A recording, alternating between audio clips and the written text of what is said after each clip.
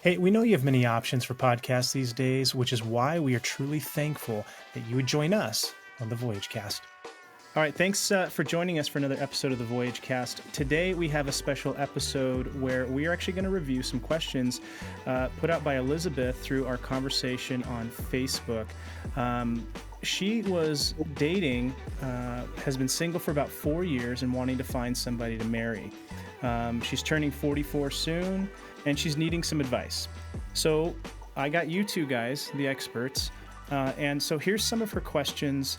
How do I tackle self-doubt, imposter syndrome, abandonment, and trust issues, as well as some anger problems? So it's a lot, I know. We can start with maybe just one of them, and we'll start with the self-doubt or imposter syndrome. Those are probably a bit akin to one another. What would you guys say when it comes to dating, getting back out there, and feeling like you're an imposter and you just are not good enough?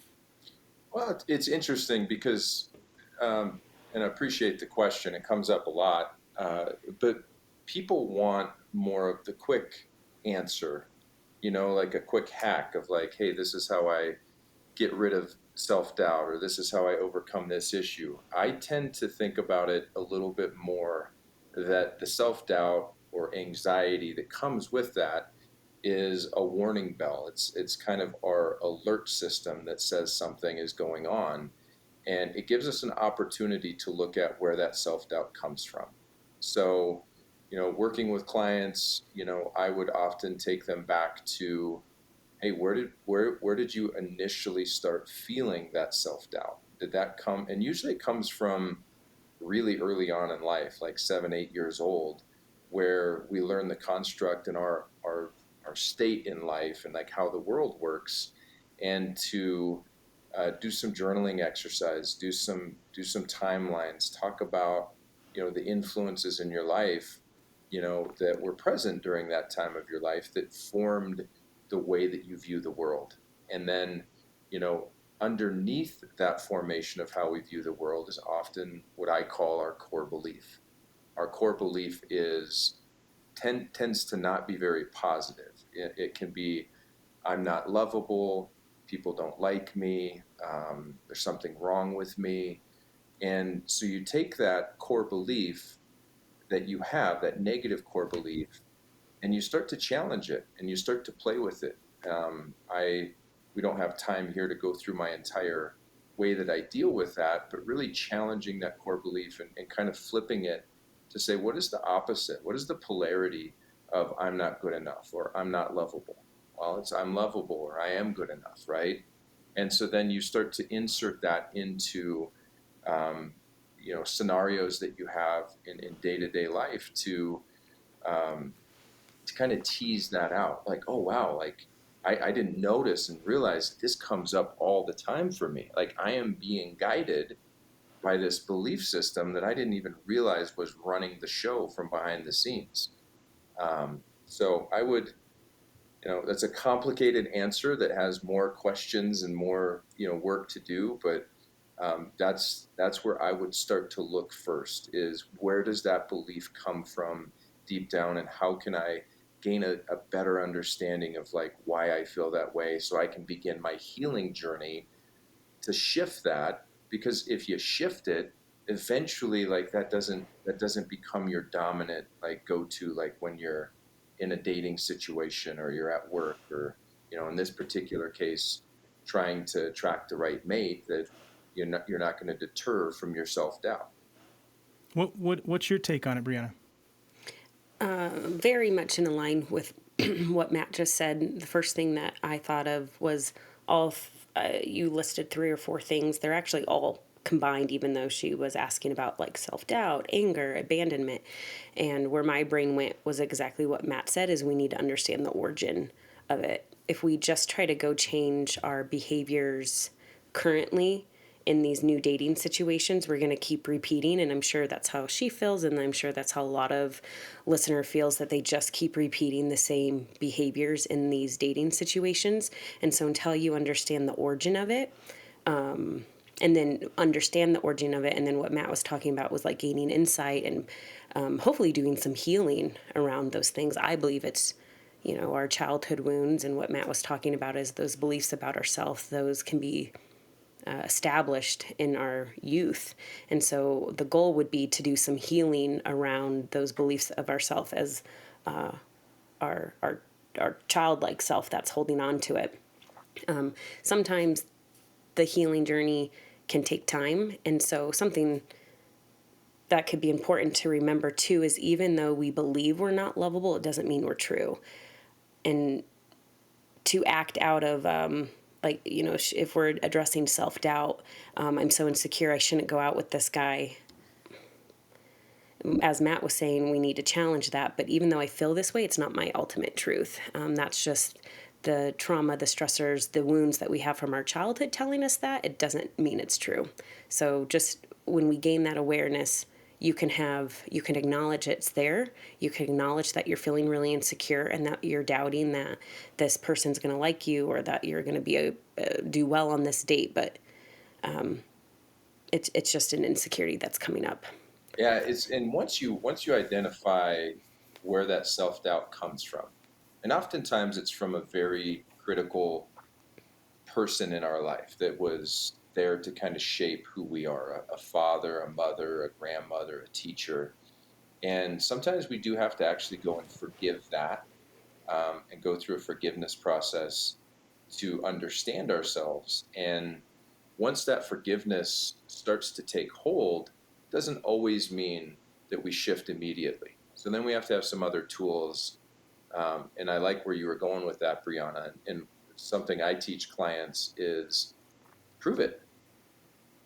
Prove it to me, right? So they have that self-doubt or they have that thought, and I'm like, can you prove that to me?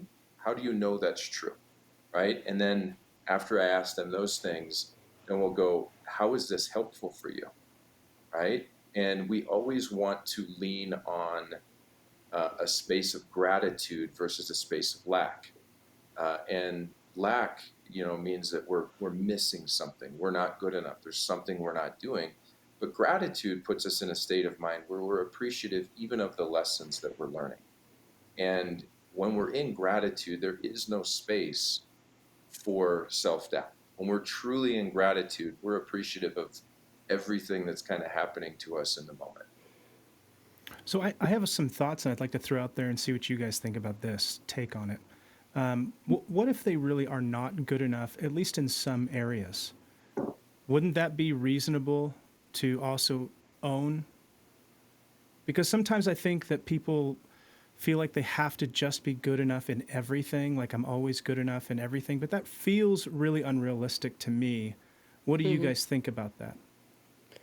The first thing that comes to my mind is going back to the origin. I agree with you, Eddie, that we're not all going to be good enough, and what is good enough. And sometimes it doesn't matter if we fail, like it's okay to fail.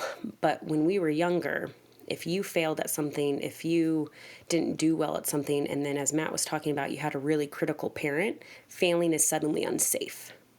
So now it's not okay to fail. I can't fail because if I fail, my world's going to become unsafe for me. And so then people are aspiring to get to these levels of perfection that don't exist, and it's suddenly not okay to not be good enough, when in reality it's totally okay that this person doesn't find me attractive, or I didn't get this job, or he didn't want to go on this date with me. Like, it doesn't really matter, because someone will find you attractive, someone will appreciate what you're doing at work. So I think it's that we're not okay. It's not okay to fail or not be good enough because it's been unsafe, and that's doing therapy or doing some trauma work, that it can still hurt that maybe someone doesn't find you attractive or doesn't want to go on a date with you, but it doesn't need to be unsafe. And how do you think that maybe plays into this their kind of question about abandonment specifically? Like, if they're in an environment where, as you're saying, maybe it wasn't safe to fail, it sounds like maybe their family was conditional, like they were only acceptable if they were good enough in certain ways or certain areas. What are your thoughts about that? I'm sort of inferring, I don't know the details of her life, but I'm just kind of thinking through that. Sure. I can keep talking to that, and then I'd love to hear from you, Matt, too. But yeah, I 100% agree with you that a lot of the times we're in these environments, and even if the family doesn't intentionally make it about works or accomplishments, inadvertently children can get that positive reinforcement for when they're doing things well. It just feels good. They're getting praise for the things that they're doing well, and maybe they get ignored, or it's just neutral, or maybe they do get criticized for when they're not doing things well. I, is that answering the question? I We, think so. Go ahead, Matt. yeah, we get into what Joe Dispenza refers to as our familiar patterns. And it's it's good if those familiar patterns are positive. If we were raised in a family where love was abundant, and we felt very accomplished and successful, and like there's a fulfillment, then we're familiar with that feeling. But most of us, even the best of us, right? There's always something that we can kind of point back to that kind of tears at our insecurities and creates like an emotional state that does become familiar.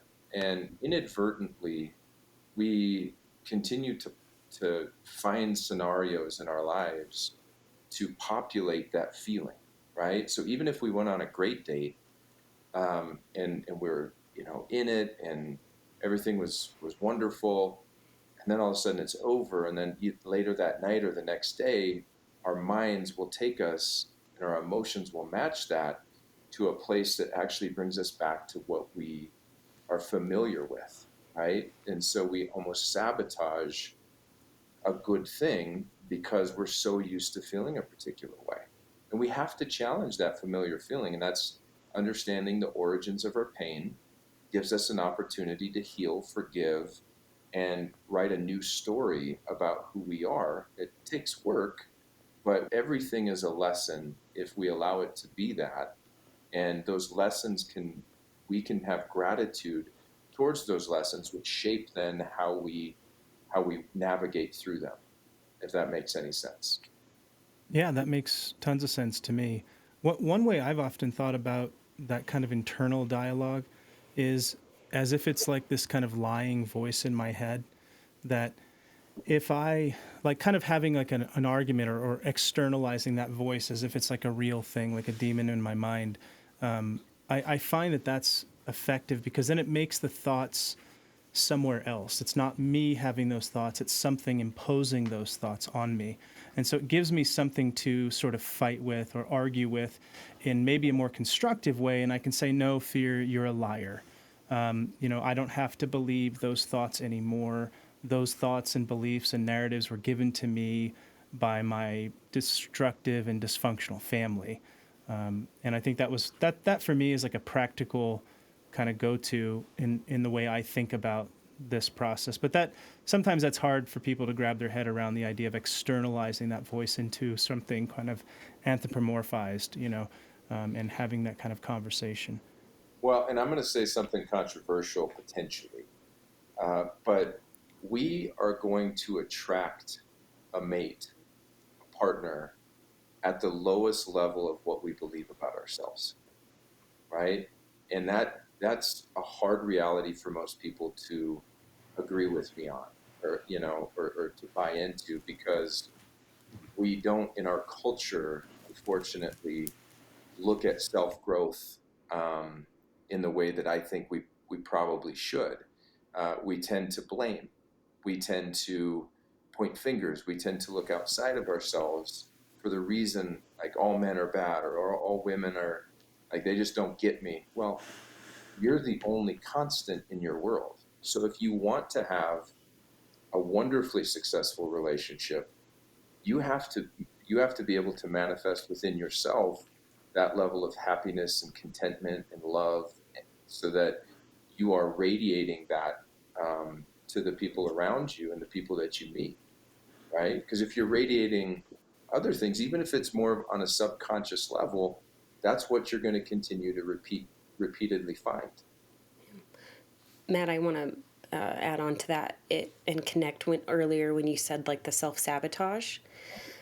So if you're living in this place of I'm not good enough, and as you said, that then you're going to go pursue people who are also I would say in their sickness right now. And maybe you're going after men that are not emotionally available, men that don't want to committed relationship right now, again, just not available, then you're going to go pursue that man. And then when they do what they're doing because they're in their sickness and they're not going to commit to you, or they just engage in a physical relationship with you and let you down, then that's the self-sabotage, because now the meaning we place on it was, see, I knew I wasn't good enough. Yeah. See, I know I'm not lovable. When in reality, no, you actually pursued someone that was never going to meet your needs, and you pursued someone that in their sickness, out of your sickness. And so it was always going to end up that way. And so that's the self-sabotage. I When hope it people, confirms the bias too, right? Yes. It confirms that pre-existing bias that you already believe you're not good Self-fulfilling enough. prophecy. Yeah. Right. yeah, I hope people circle that or save that portion of what you just said, Bree, because that's gold, right? That is what people do, and it's we can have empathy, right? So we all have friends that that can never find the right partner, or they're just like that, don't get into the dating world because it's just a bunch of piranhas or whatever. Yeah. But we also know in our circles a lot of very successful people that have wonderful, beautiful relationships. So what is the difference? Well, the difference is what you're ready for. So if you're pursuing, somebody else that has a sickness, to use your vernacular, like you are ultimately um, choosing that before it even happens because you're not ready. You're also not ready for a relationship. You think you are ready, right? Your mind says, yes, I want this. What's the difference of longing versus being ready? Like, we have a longing to be in a relationship, but we're not ready for it. Yeah. Exactly. So then it becomes an external focus of like, well, the world sucks. Dating sucks. Dating sites suck. Like men suck. Unfortunately, it puts us in a victim mentality, because then the world's out to get us rather than in being more empowered. And this is hard because it makes us look at us as, oh shit, what am I doing? Who am I pursuing? What am I putting out into the world? And so what's interesting is it's very much an empowerment place to be, but it's scary and it's hard because it means we have to do the work, rather than the other side. The world's just out to get me and all these bad things are happening and all these men are screwing me and leaving, rather than, oh shit, I'm pursuing men that don't want a commitment. Oh crap. Mhm. Yeah. And circling back to that initial question of self-doubt and how that leads into dating, it's focusing on you first. Heal you first, right? Get to where you fall in love with yourself and without a shadow of a doubt that you're worth more than anybody could ever value you at. Like you are, and you enjoy going for a cup of coffee by yourself. You enjoy your own company. You might be a little lonely because I think we are meant to be in relationship, but you absolutely love who you are, right? Whatever work needs to be had to get you to that point, like once you're there, it's impossible. It's impossible to attract somebody that's going to be completely miserable to be with, right? Because even if you go on a date or two with somebody that's miserable, you're going to catch that because it's not going to be something that is compatible with you, and you're going to love yourself and know yourself so well that like that's not going to be something you're going to entertain. Yeah, that's exactly right. Can I add to that? I know we're going on go ahead. just Add to deeper it. tangents.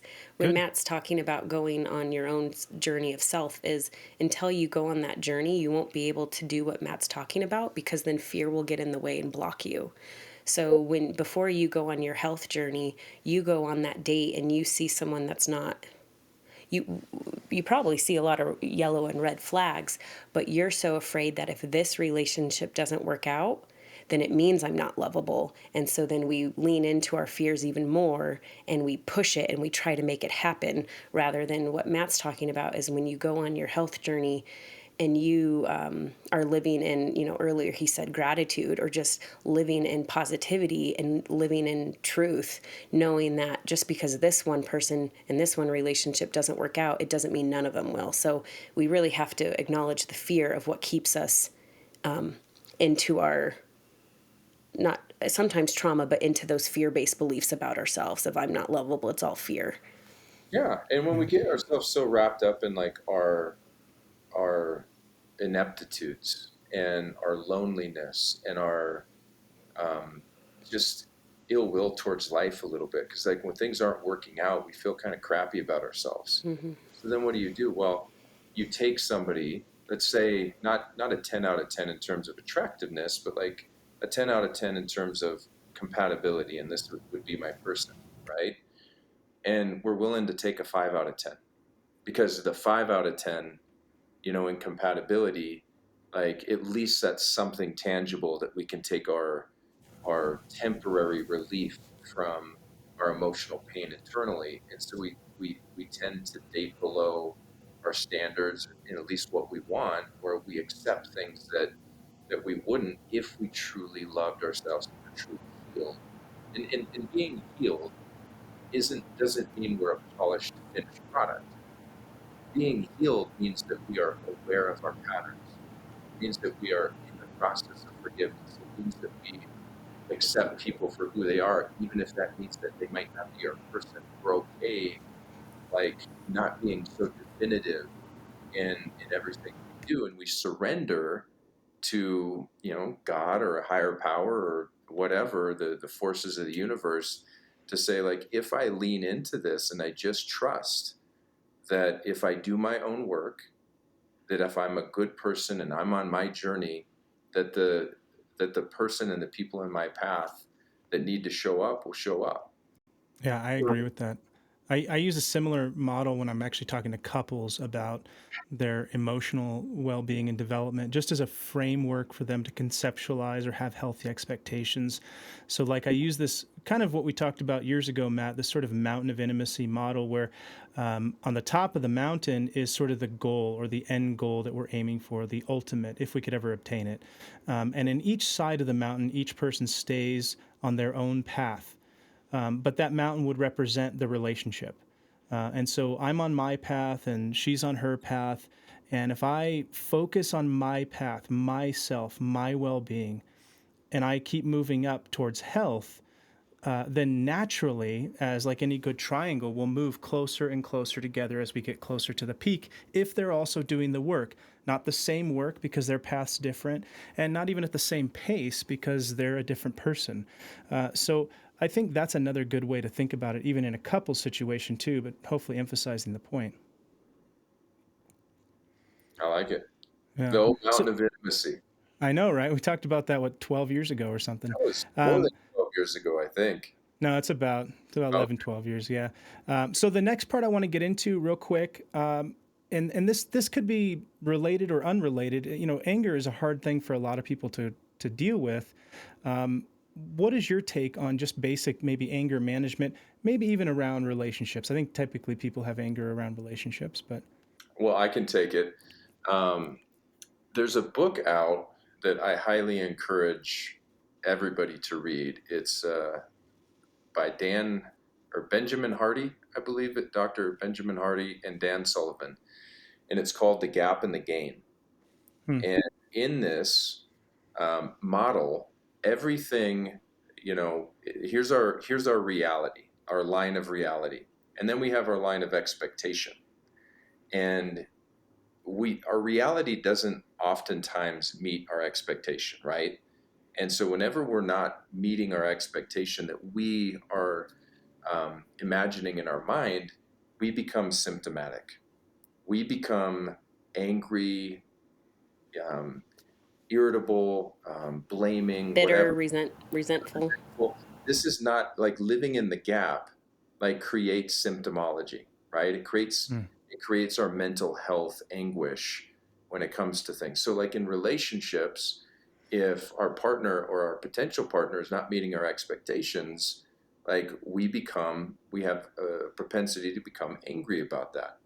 What we want to do is we want to shift from the expectation and our reality to some point in the past that we can measure our own growth from, or the relationship growth from, to say, look how far we've came. So we're always looking at ourselves in a progressive manner, like we're continuing to be the student, we're continuing to grow. Look at how much better I am today than I was yesterday. Look at how much better I am today than I was 3 months ago. And we can always find those points that we're working on ourselves to get us to that point where we have gratitude. When we're in gratitude, we're incapable of being angry. Did you know that? Like, try to be grateful and angry at the same time. It doesn't work. So we have, it's a mindset shift, where we, instead of measuring from what we don't have, we measure from what we have already accomplished and where we're growing. Yeah, I like that.